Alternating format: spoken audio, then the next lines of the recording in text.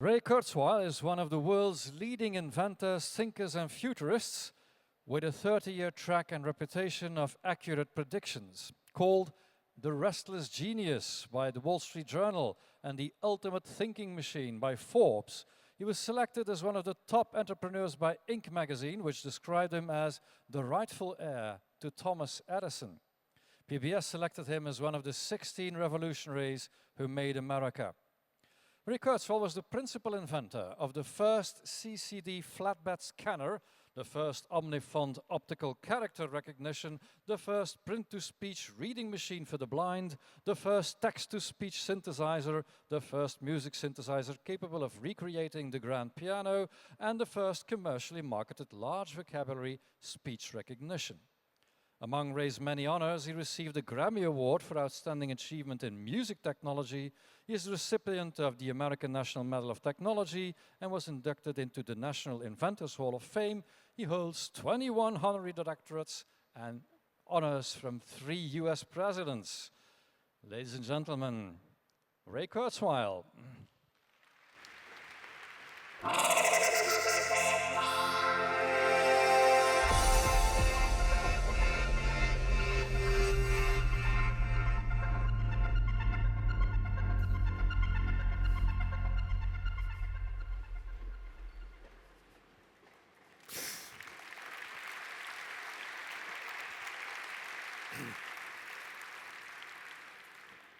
Well, great to be with you. Maybe we could turn these lights down because I can't see all of you. I assume you're all out there. It's great to be here in Belgium. I've been here a number of times before, not in Antwerp. Ah, there you are. I knew you were there. I was looking forward to this conference, which combines entrepreneurship with a vision of the future, which is what I like to talk about. I decided I would become an inventor when I was 5. How I made that decision is another talk, but I'd like to reflect on what I've learned in the several decades that I've been inventing. I realized in the early 1980s that the key to being successful as an inventor was timing. You have to be in the right place at the right time.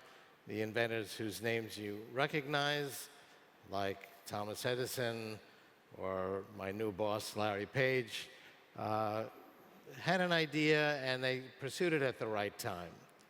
So I started studying technology trends. I started with the common wisdom that you cannot predict the future.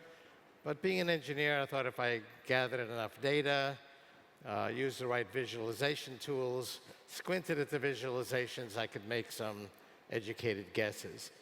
I made a very surprising discovery. There's one aspect of the future that's remarkably predictable, and it's the following. The overall power, the price, performance, and capacity, not of everything, not of every technology, but of every information technology, follows a very predictable trajectory. So I had, for example, the price performance of computing, calculations per second per constant dollar. I'll show you that graph in a minute. And it's a very smooth double exponential going back to the 1890 American census, the first to be automated. It's a logarithmic scale. On a logarithmic scale, a straight line is exponential growth. It's actually a slow exponential curve on a logarithmic scale, so it's doubly exponential. But the real key to it is it's totally predictable. You don't see any indication of little things that happened during the 20th century, like World War I, World War II, the Cold War, the Great Depression. People say, well, it must have slowed down during the recent recession, but that's not the case.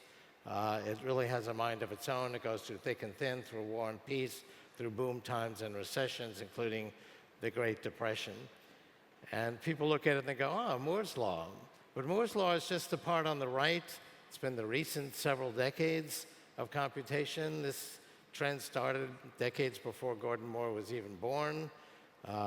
Moore's Law, which is the shrinking of components on an integrated circuit, was the fifth paradigm, not the first, to bring exponential growth to computing. And computing is only one of the information technologies that enjoys this exponential progression. And another important point about exponentials is that's not our intuition about the future. Our intuition about the future is linear, because the kind of challenges we had when our brains were evolving many thousands of years ago were linear ones. I'd be walking through the field, I'd look up and go, okay, that animal's going that way, I'm coming up the field this way, we're going to meet at that rock. That's not a good idea. I'm going to take a different path.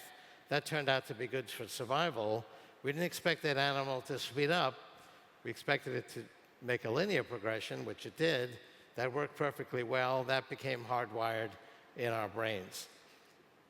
But the reality of information technologies that progresses exponentially, to give you an example of the difference, halfway through the Genome Project, which was a 14-year project started in 1990, so 7 years later, 1% of the genome had been collected. Mainstream critics called it a failure because they figured, well, okay, 7 years, 1%, it's going to take 700 years, just like we said.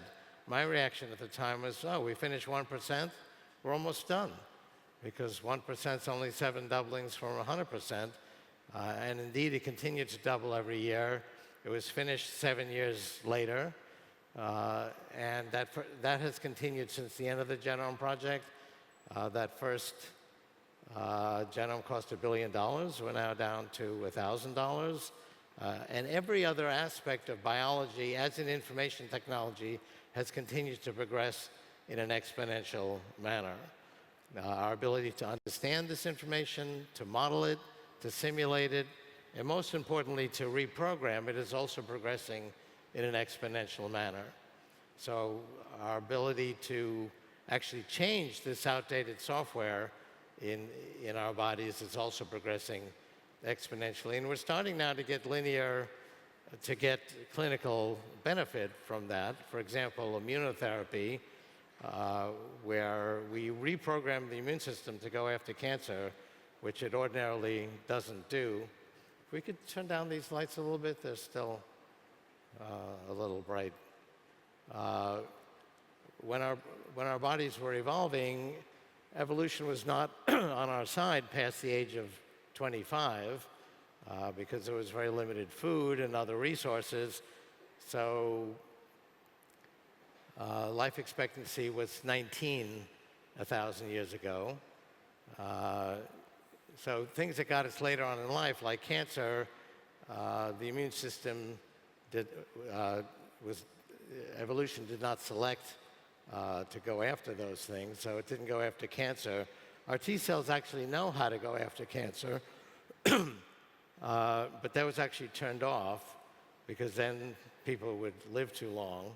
So we actually can turn that back on by changing the genetic code of our T cells. Immunotherapy has been a bright spot in cancer. There are trials in which every single person in the trial goes from stage 4 terminal cancer to full remission. That is now spreading throughout all of cancer. The American Food and Drug Administration has mandated that anybody with lung cancer get this type of therapy. That's just one example of many of basically reprogramming the information processes underlying biology to extend our life. My father had a heart attack in the 60s. He could hardly walk. It's called low ejection fraction. Half of all heart attack survivors have this issue. We didn't know anything about stem cells then. You can now reprogram adult stem cells to rejuvenate the heart, something it doesn't do ordinarily. I've talked to people who could hardly walk and have been rejuvenated. We can now grow organs. I'm involved with a company where we're growing kidneys, lungs, and hearts, installing them successfully in primates. It's coming to a human near you soon. These are just a few examples. This is now a trickle of clinical application. This will be a flood over the next decade. These technologies today are thousands of times more powerful than they were when the Genome Project was completed in 2003. They will be another 10,000 times more powerful a decade from now. And it's really going to take over health and medicine.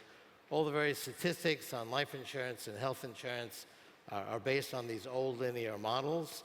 Health and medicine used to be linear. We basically would discover things accidentally. We can now actually figure out the actual source based on the information processes underlying biology and reprogram biology to overcome these health afflictions. We'll be able to overcome most diseases and aging processes by the end of the 2020s through the exponential progression of health and medicine, which is biotechnology.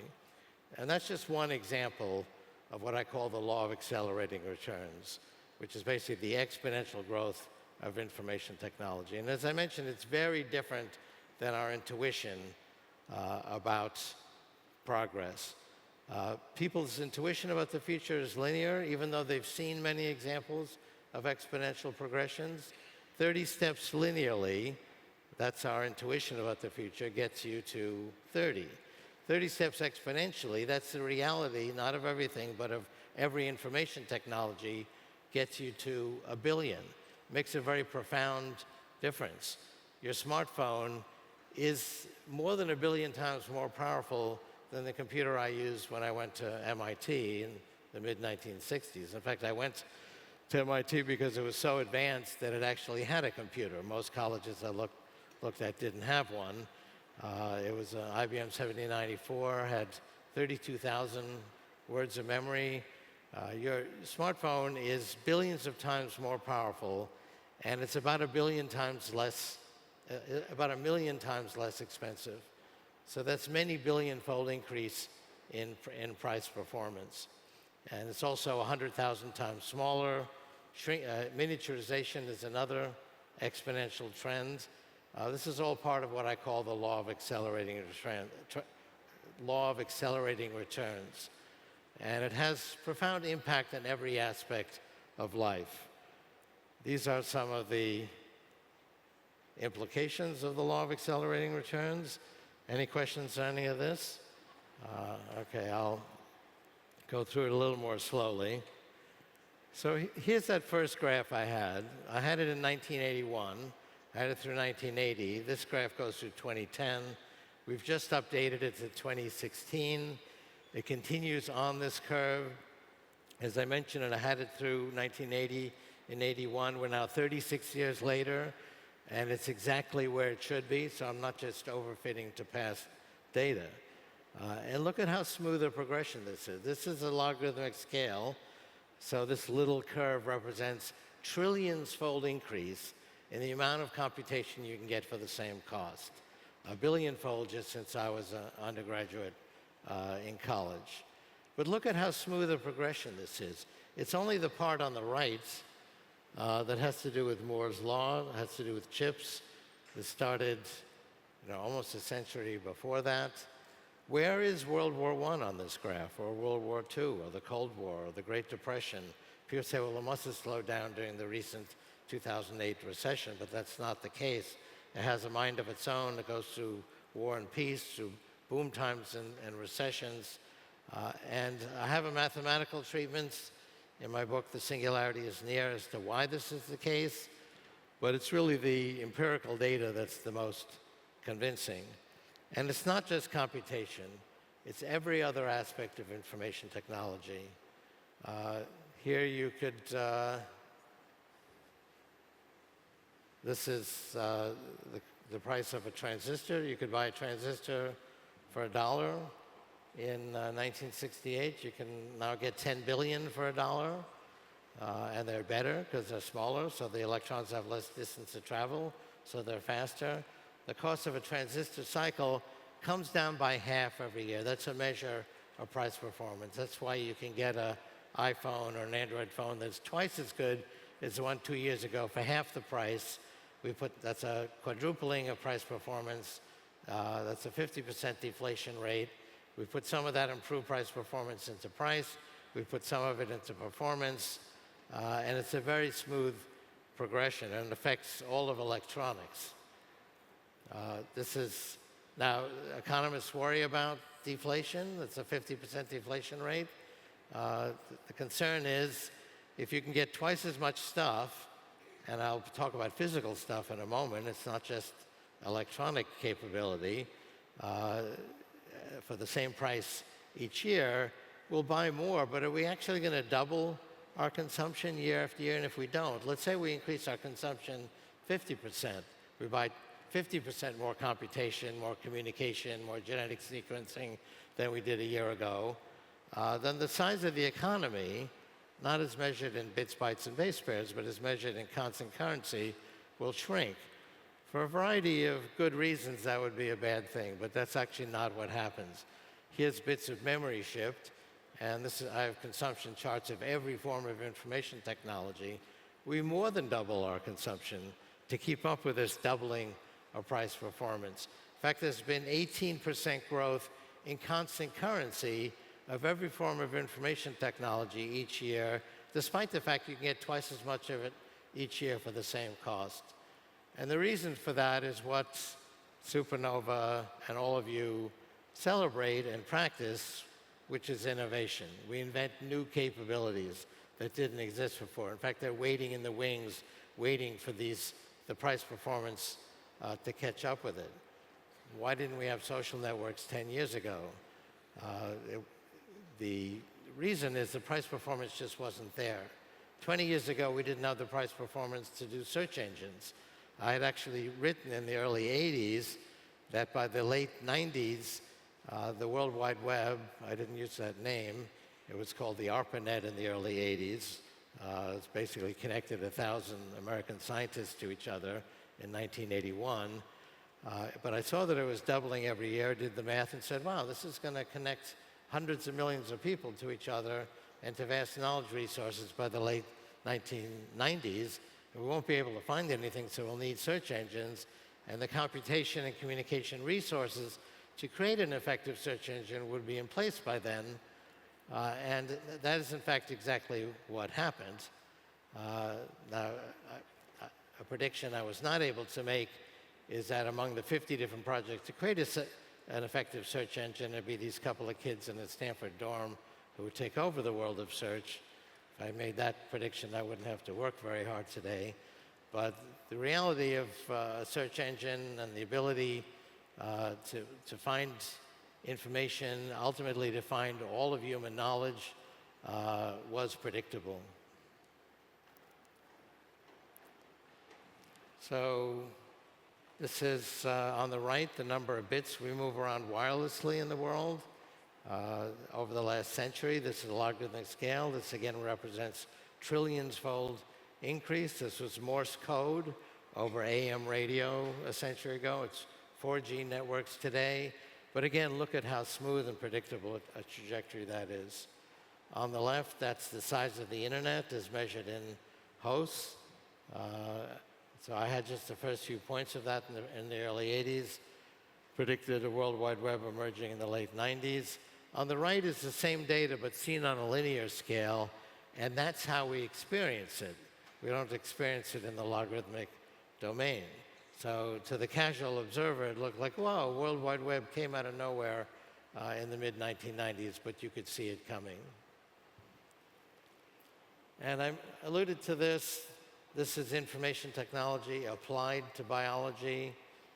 It's been a perfect exponential in terms of the amount of genetic data, the cost of sequencing, and every other aspect of biology is now being transformed in this way. And this is a new paradigm, and it's just reaching the edge of clinical practice, able to basically reprogram this outdated software that runs in our bodies. And that's not a metaphor. Genes are sequences of data. They evolved a long time ago when conditions were different. Evolution was not on your side after the age of 25. Evolution was on the side of the species.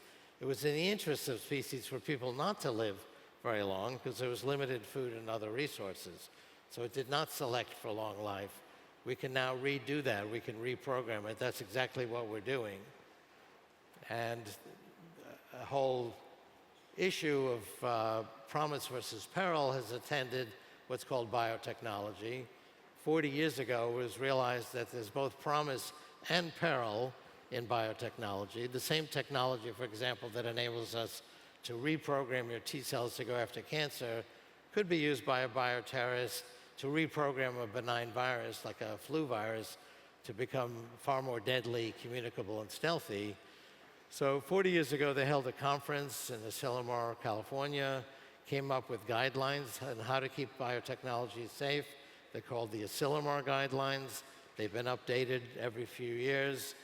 It's not a pat solution, but so far it's worked. We're now getting profound clinical impact. That's going to become a flood over the next decade.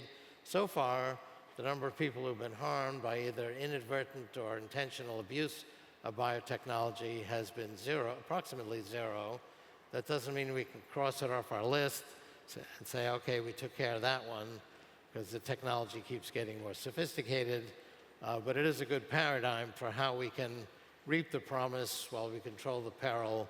All these major emerging information technologies, biotechnology is really the first to have profound impact and also existential risk. AI is coming along. I'll talk about that in a moment. Nanotechnology also has profound promise versus peril. So this is a good paradigm, how to reap the promise while we control the peril.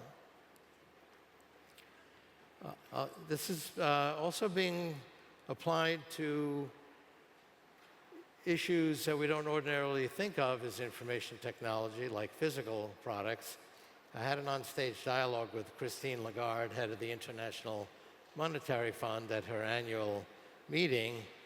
And she said, yes, digital technology is amazing. She acknowledged there's exponential progress in the price performance and capacity of information technology. But she said, you can't eat information technology. You can't wear it. You can't live in it. We can't power our air conditioners with it. And my next point was all of that's going to change. These nominally physical technologies are going to become information technologies. That's just emerging. For example, 3D printing, that revolution hasn't happened yet. We've had a false start. I've written about the life cycle of technologies. Usually there are early visionaries who prematurely sort of announce victory. That was the case, for example, of the internet. Some of you look like you're old enough to remember the internet craze of the 1990s. If you had the website address dog.com, you were a billionaire. But then around the year 2000, the financial community said, no, wait a second, you can't really make money on these internet companies. And we had the internet crash that almost took down the world's economy.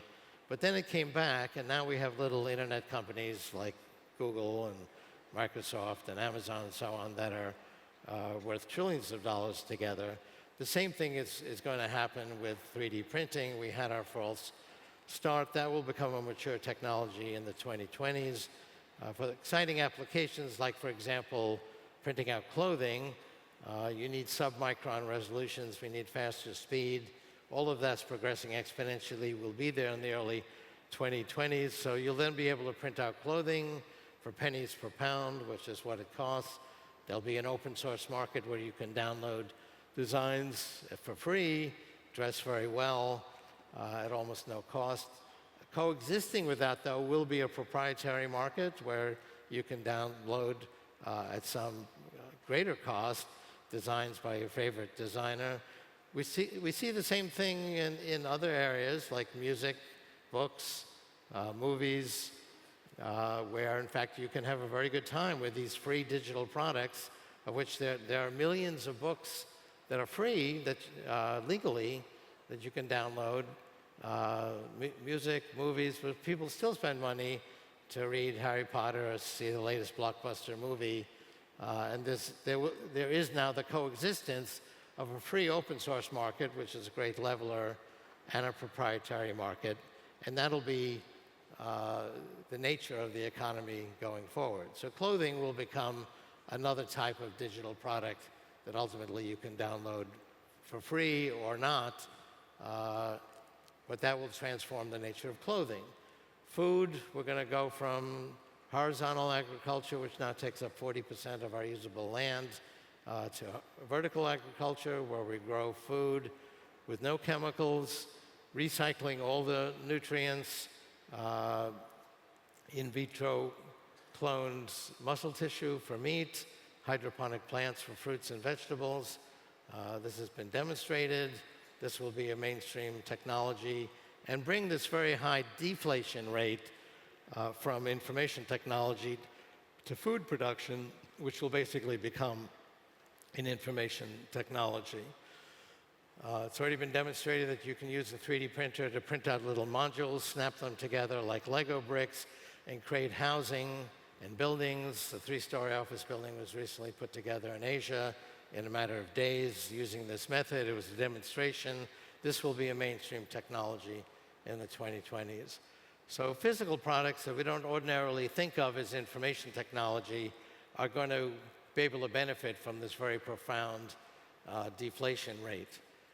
So the digital world has been thought of as economists as having the economics of abundance, but it's kind of a strange world where we can do things that have to do with information, but otherwise the world is still the old world of scarcity.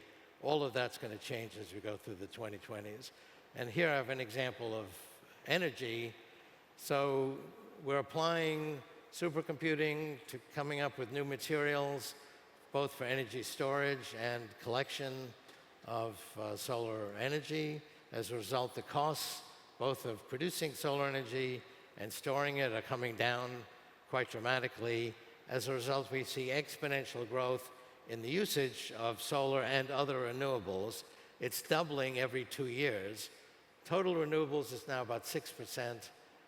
At 2 years each, before 2030, we'll be able to provide all of our energy needs, ultimately at very low cost, using completely renewable energy. I presented this recently to the Prime Minister of Israel, who actually was in my class at the Sloan School in the 1970s. And he said, "Ray, do we have enough sunlight to do this with, to double what at that time was 7 more times?" And I said, yes, when we double 7 more times and are meeting 100% of our energy needs from solar, we'll be using 1 part in 10,000 of the sunlight that falls on the Earth. So this is just another example how we will use the economics and the profound deflation rate of information technology that's now attending nominally information products to nominally physical products like energy and food and clothing and housing. Finally, then she said, okay, there's one resource that's not an information technology, which you can't grow this way, which is land. We're very crowded together. That's not going to grow exponentially. And I said, actually, we're not crowded together. Try taking a train trip anywhere in the world, and you'll see 95% of the usable land is not used. So we've decided artificially to crowd ourselves together. Cities was a very early invention so that we could work and play together. Ultimately, we'll be able to overcome that by spreading out. We're already doing that. My work group at Google is all over the world, and we're able to work together. It's not exactly as good yet as being together, but ultimately, when virtual reality and augmented reality becomes highly realistic, which it will by the end of the 2020s, we'll be able to work and play together just like we're physically together, and we'll be able to live anywhere we want and use all of that 95% of the usable land that's currently not used.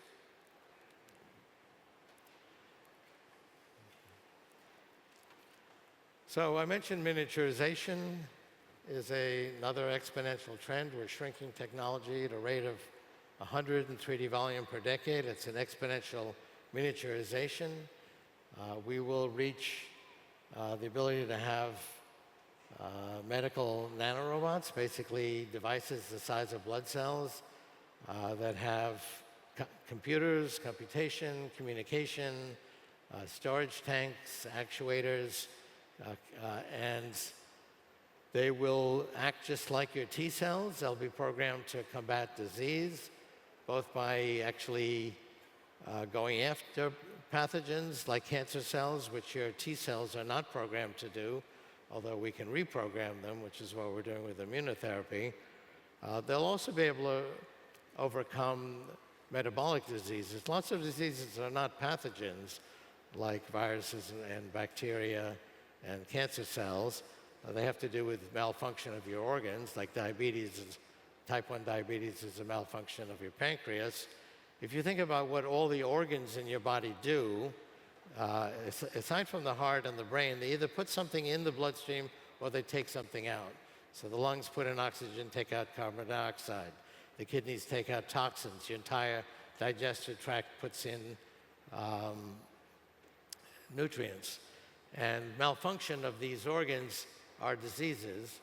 And so another job of these medical nanorobots will be to measure the bloodstream for optimal levels of these resources, put some in, take some out, ferry out toxins, ferry in nutrients or hormones, basically overcome malfunction of your organs. There are detailed designs on what to do for every disease and aging process. There's several thousand-page treatises by Robert Friedis and Ralph Merkel, who are the founders of the nanotechnology track at Singularity University, which I co-founded. So we actually know how to overcome every disease and aging process if we had the enabling factor of the medical nanorobots. We know exactly how to build those if we have the enabling factor of atomically precise manufacturing or fabrication. This was a vision that Eric Drexler expressed in his 1986 doctoral dissertation at MIT, and under actually Marvin Minsky, who was my mentor. And we don't have atomically precise fabrication yet. We're moving in that direction. We can create very intricate structures at the molecular level, not yet the atomic level. There are roadmaps to get to that. The more conservative ones have that emerging by the end of the 2020s. I'm quite confident in the 2030s we'll be able to create atomically precise structures which will enable us to create these medical nanorobots, which will enable us to overcome essentially every disease and aging process, not instantly, but it'll be a very powerful new tool to apply to health and medicine. I've written 3 health books, the last 2 with Terry Grossman, MD. We talk about 3 bridges to radical life extension. Bridge 1 is what you can do right now, basically being healthy and taking the right supplements and right exercise and stress management to slow down aging processes. And for example, I take a lot of supplements, and people say, you really think that taking these supplements are going to enable you to live hundreds of years? And the answer is no. The goal of Bridge 1 is to get to Bridge 2, which is not far away. It's already rolling out. That's biotechnology. And Bridge 2 will be fully in place by the end of the 2020s. And that'll bring us to Bridge 3 in the 2030s, these medical nanorobots, which basically will augment the immune system to essentially overcome every disease. I believe we will achieve what's called longevity escape velocity, which is we're adding more time than is going by, not just to infant life expectancy, but to your remaining life expectancy. So the sands of time will start running in rather than running out by the end of the 2020s, if you're diligent. And I think this is a diligent group, so if you pay attention to sort of cutting-edge advances, by around 2030, I believe you'll be able to achieve longevity escape velocity. Now, longevity is a statistical phenomena. You could have a computed longevity of whatever, 50 years, still be hit by the proverbial bus tomorrow. We're working on that also with self-driving vehicles. So if you hang in there, I think you'll be able to see this remarkable future. So finally, that brings us to artificial intelligence. That's been my main interest. I got involved in this 56 years ago, 1962, when I was 14. I met the 2 leaders of the field, Marvin Minsky, who headed up the Symbolic School, which was defining artificial intelligence in terms of the rules of intelligent behavior, and then Frank Rosenblatt, who headed up what's called the Connectionist School, basically neural nets, where we don't program any rules and let a self-evolving system, self-organizing system, discover its own rules by being fed a lot of data. And these two schools fought it out. The connection school is very much in ascendancy now. I went up to see Dr. Rosenblatt, and he had a machine called the Perceptron. It had a camera, so I brought printed letters, and it was able to recognize the letters perfectly, so long as they were Courier 10. When I showed the camera a different typestyle, it didn't work. And he said, but don't worry, I can take the output of one Perceptron, it was a single layer neural net, and feed it as the input to another Perceptron, and take the output of that and feed it to a third one, keep doing that, and as I add more layers, it'll get smarter and generalize. It's not obvious that that would work. And I said, well, that's interesting. I said, it's not obvious that will work. Have you tried that? And he said, well, no, it's high on our research agenda. Well, things didn't move quite as quickly in the 60s as they do today. He died in 1971, 9 years later, never having tried that idea. But it's amazingly prescient, because all this excitement you hear now about artificial intelligence are these multi-layer neural nets. The system that defeated the human Go champion was a 100-layer neural net. Now, there's still a problem in the field. There's a motto that says, life begins at 1 billion examples. So if you have 1 billion examples of labeled data, like, for example, 1 billion pictures of dogs and cats, and they're labeled, this one's a dog, this one's a cat, then you can create fantastically accurate perception. And these systems outperform humans on, for example, recognizing 1,000 categories of images. But we don't always have 1 billion examples. So take the example of this recent victory in Go. DeepMind, the Google subsidiary in London, took every online move of master human Go playing. But it's not 1 billion moves. It was 1 million moves. And that's not 1 billion. So that was enough to create kind of a fair amateur player. If you were a good amateur, you could defeat it. So they needed another 999 million moves. Where are they going to get that? Well, an idea that came up, and actually my team at Google was involved in this, was to simulate the game of Go, which is very easy. You just have to program the rules. You can do that in a few hundred lines of code, and have the system play itself, and you can annotate the moves because you know retroactively which side of the simulated game have ultimately won, and there's other ways to annotate the quality of moves. And so they kept training it with its own generated moves by playing itself. And then they could watch the kind of Go score just increase as they kept doing that, and it just soared past the best human.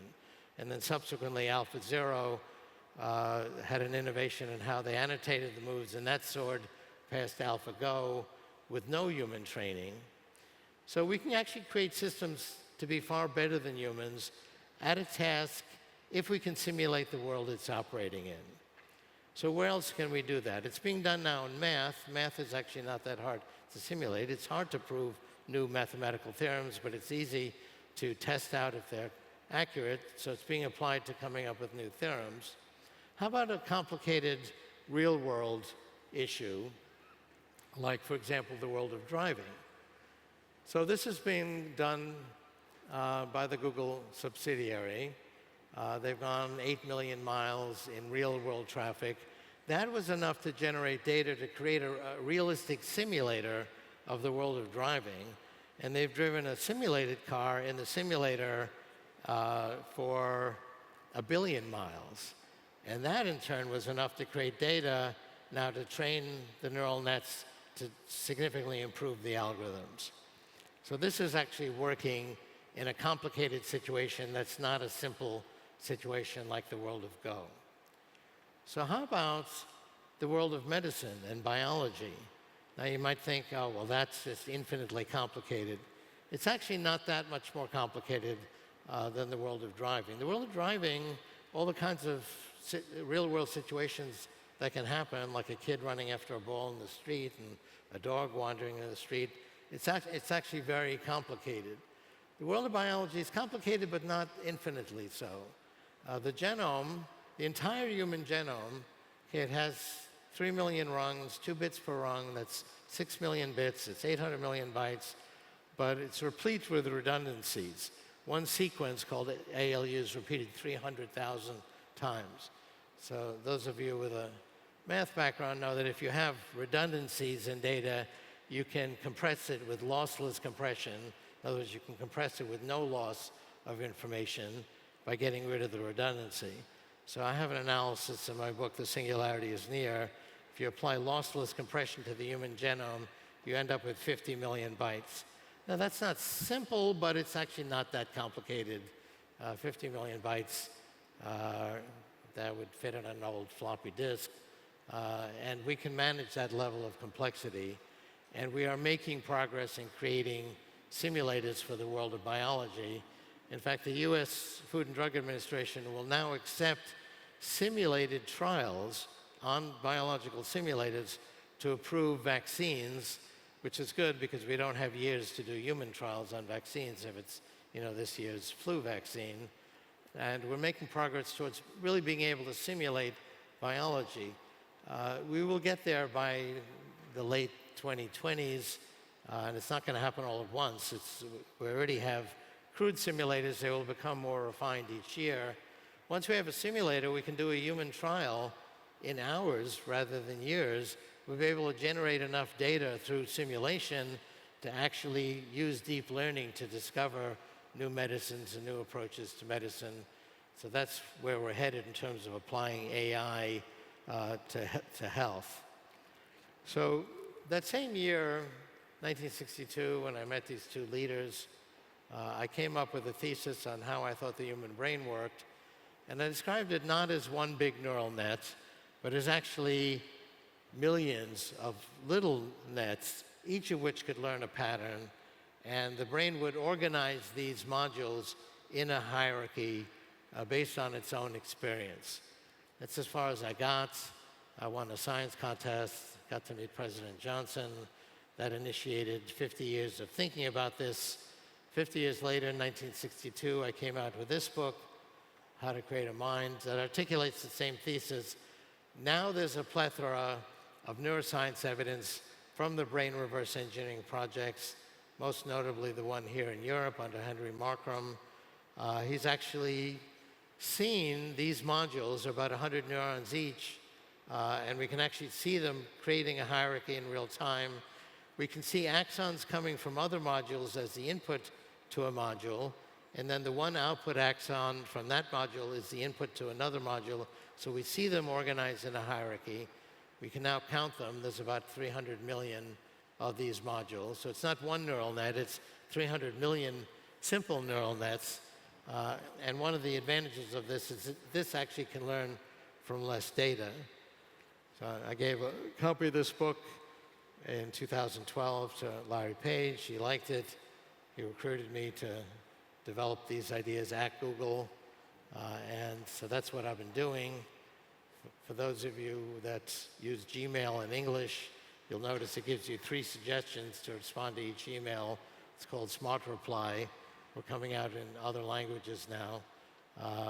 And that's using this hierarchical model of the Neocortex, basically a hierarchy of modules that self-organize. Something you can try is called Talk to Books. So if you Google Talk to Books, the first link, just click on that. And then you can ask a question. It can be any question. It works well on kind of open-ended, evocative questions like, what's the goal of music? Or what will make me happy? Or what question should I ask at SuperNova? And the software then will read 100,000 books, 600 million sentences in a half a second, which is pretty good. I mean, it takes me hours to read 100,000 books. And it will give you the best excerpts from those 100,000 books that answer the question.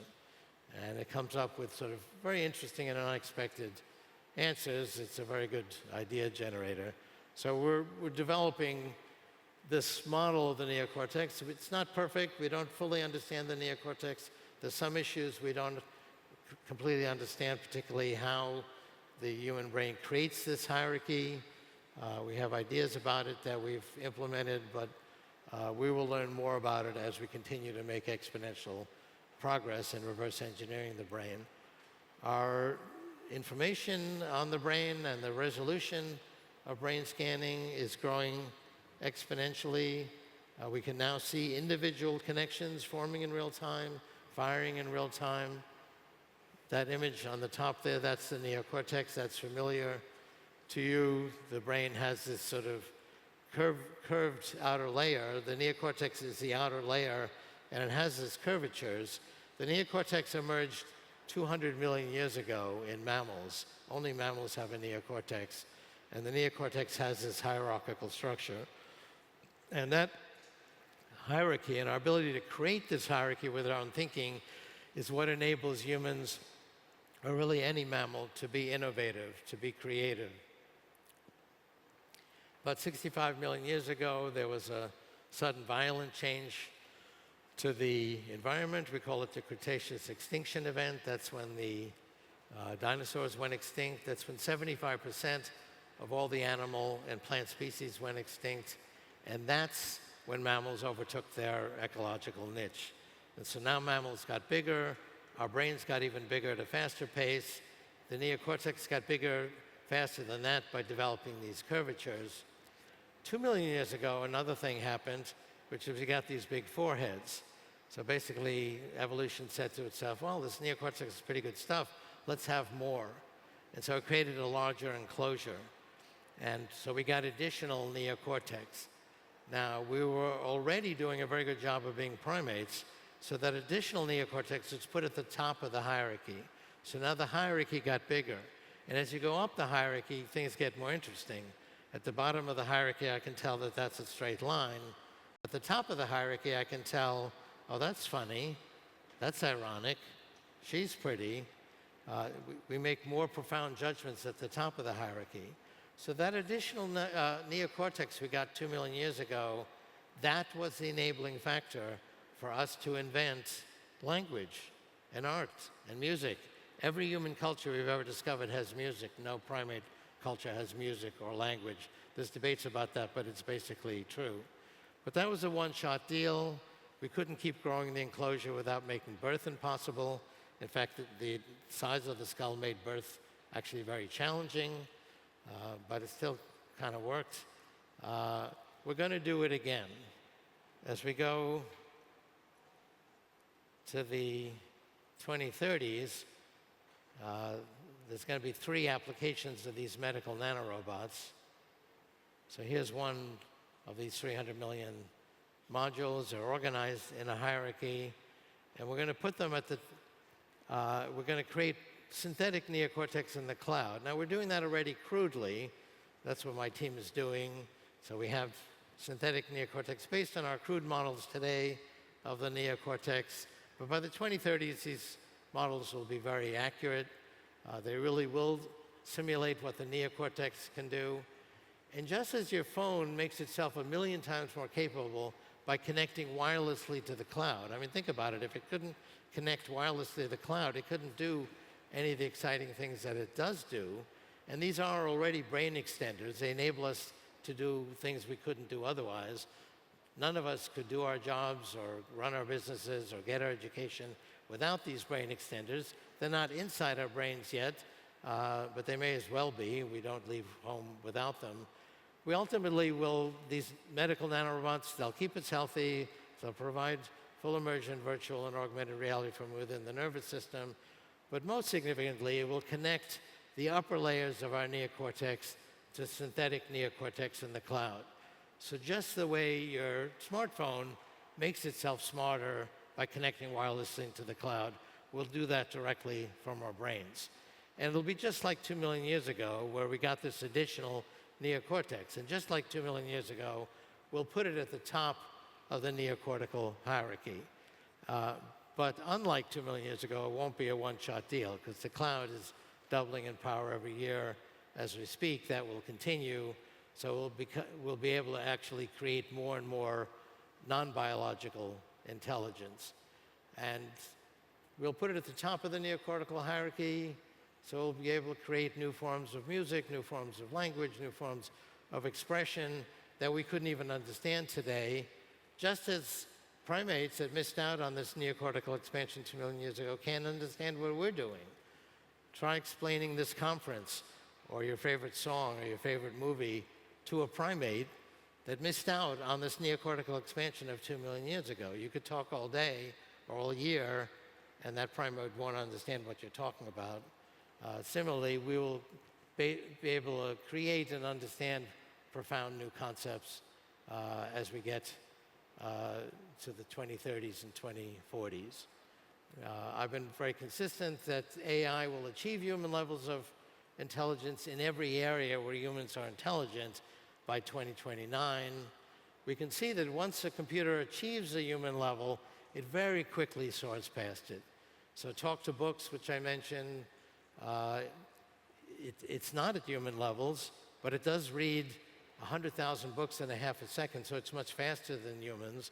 Once it can read at human levels, it'll be able to read 1 million times faster than humans and be able to sort of comprehend all of that knowledge. We saw with Go where it went from sort of fair amateur performance to way beyond the best human and then soared past that a few months later. That's the nature of artificial intelligence. But this is not an alien invasion of intelligent machines from Mars to compete and displace us. We've always created technology to go beyond our limitations. 1,000 years ago, we couldn't reach fruit at that higher branch, so we created a tool that extended our reach. I mean, who here could build this building with your bare hands? So we leverage our muscles with our machines.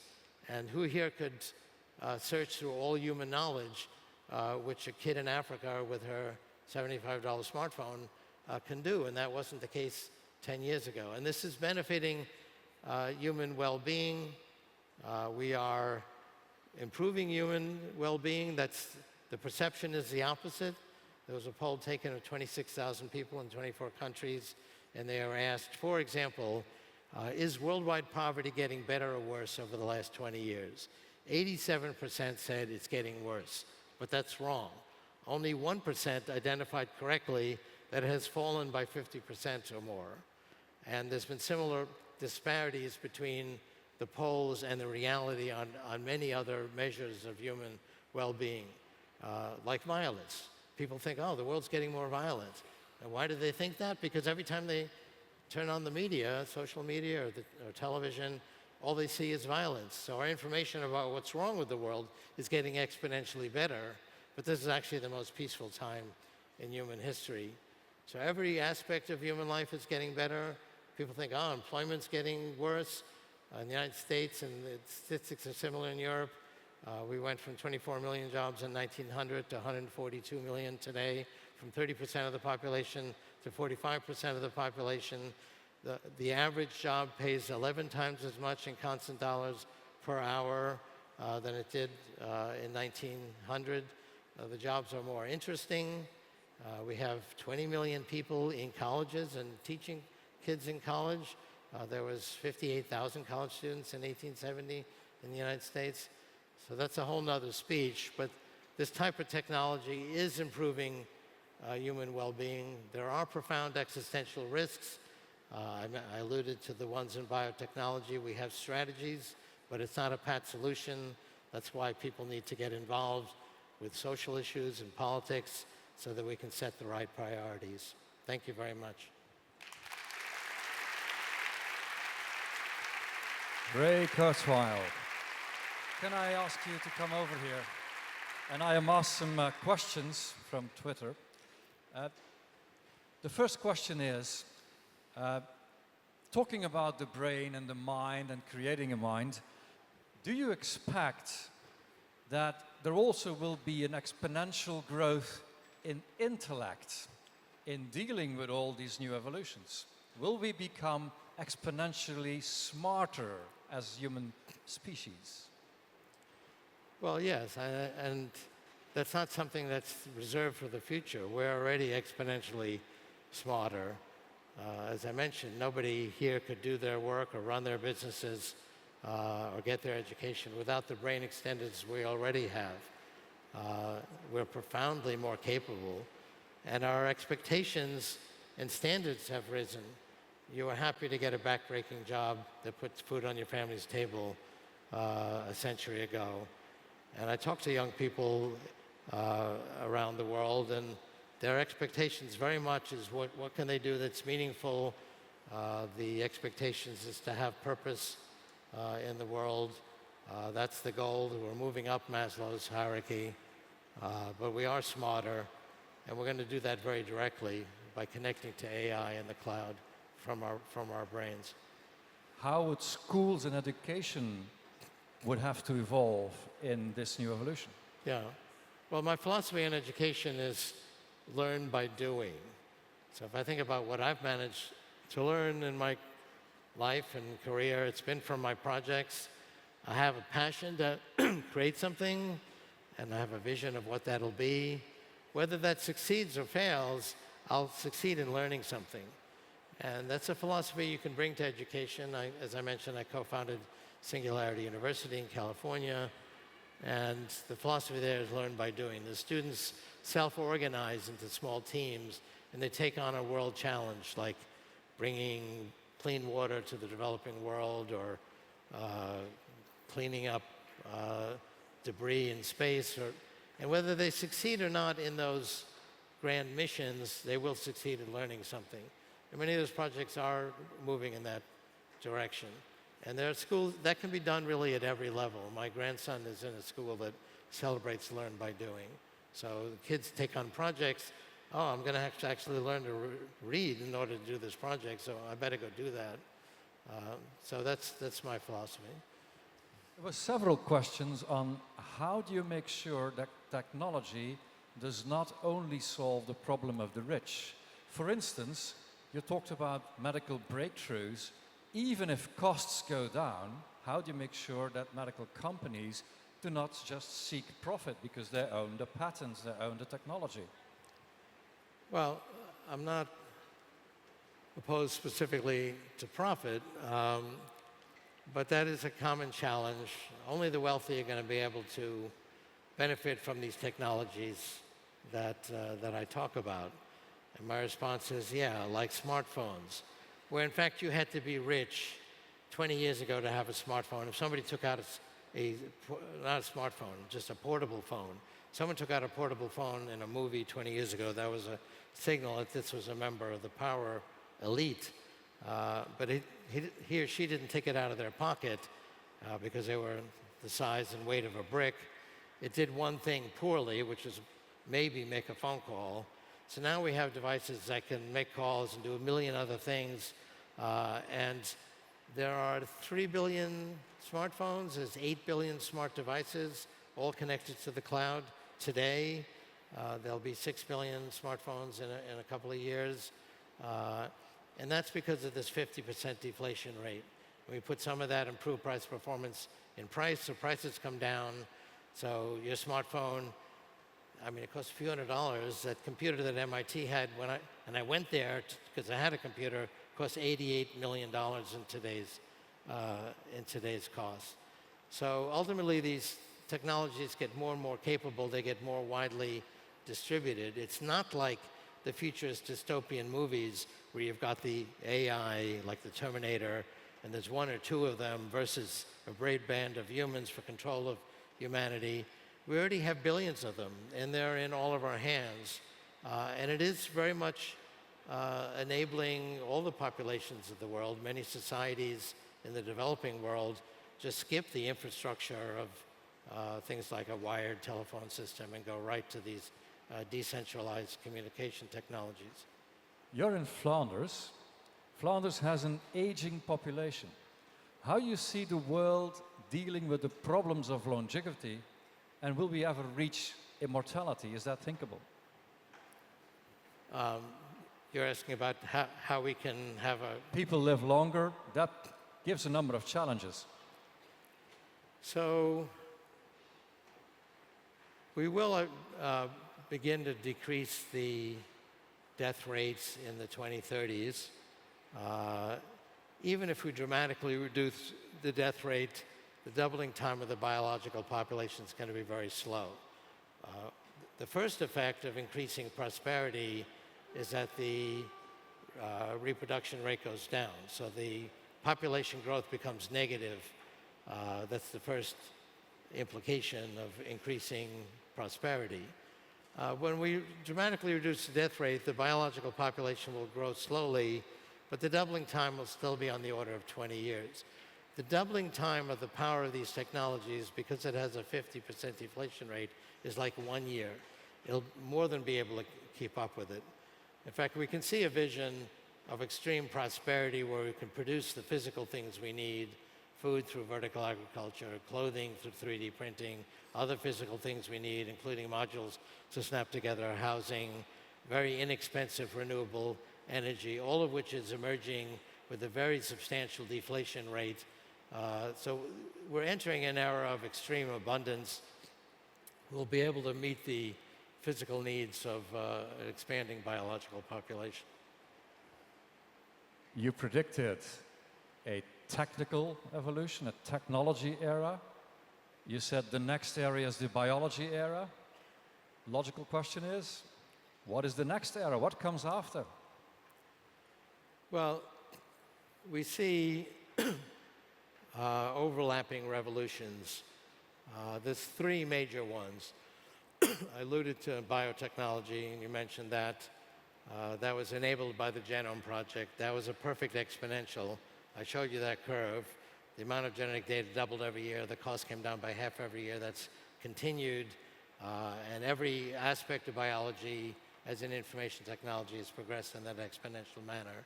That's now reaching clinical impact. It's still on the kind of cutting edge. Immunotherapy is still kind of being experimented with, but this is going to transform health and medicine over the next decade. Very close on its heels is artificial intelligence. Certainly, those of you who run businesses realize that AI is already transforming every aspect of business. That's going to become far more profound. The exponential progression is even faster than it is for biology.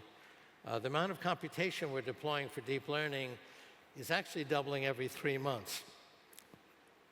So it's multiplying by 16 every year. We're already far beyond the amount of computation we need to emulate the human brain. These little boards that are used for deep learning run about 10 to the 16th calculations per second. That's over 100 human brain equivalents. We don't have the software for human-level intelligence in every area, but the number of areas where AI can perform beyond human levels is increasing. And once it achieves human levels, there's something it soars way past it. Take something much more complicated than Go, like language. In grade school, you took these tests where you read a paragraph and then answer questions about it to show that you understood the paragraph. It's language comprehension. 6 years ago, when I came to Google, computers were at the second grade level. Now they can actually do better than adults on paragraph comprehension. So it's making very rapid progress, and that's going to transform every aspect of human life. And nanotechnology, I think, will come in the 2030s, where you can build things at the atomic level, fantastically powerful computation, medical nanorobots, which will be the third bridge to radical life extension, and so on. Ladies and gentlemen, your applause for Ray Kurzweil.